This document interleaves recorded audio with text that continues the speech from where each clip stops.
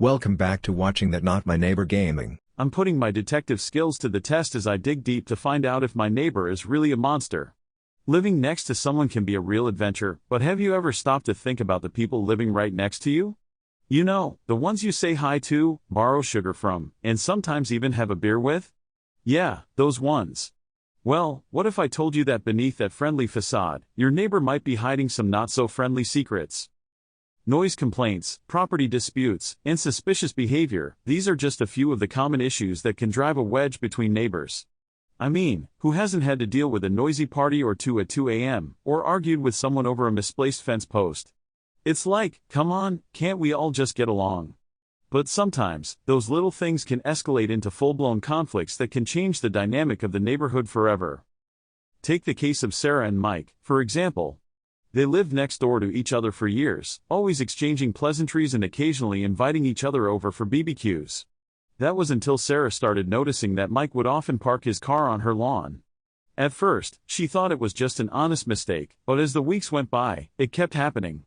Sarah started to feel disrespected and angry, and the tension between them grew thicker than the summer air. It got to the point where they wouldn't even look at each other anymore. All because of a parking spot. Or what about Tom and Rachel, who got into a heated argument over a shared fence? Tom thought it was his responsibility to fix the broken sections, while Rachel was adamant it was Tom's job. The argument went back and forth until they both decided to take matters into their own hands. Let's just say it didn't end well for either of them. The fence got fixed, but their relationship didn't. I've heard stories of neighbors from hell, people who would throw trash on their neighbor's lawn or blast music all night just to get a rise out of them. It's like, what's going on in their minds? Do they enjoy making their neighbor's life miserable? And what about the ones who seem so friendly on the surface but have a dark secret lurking beneath? Like, what if your neighbor is leading a double life, or hiding something sinister in their basement? But the story that really takes the cake is about a woman named Emily. She lived next to a guy named Alex, who always seemed like a great neighbor.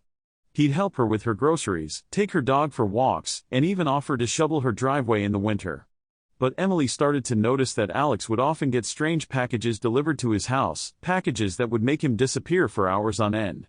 At first, she thought he might be running some sort of illegal operation, but it wasn't until she saw him arguing with a shady character on the street that she realized the truth.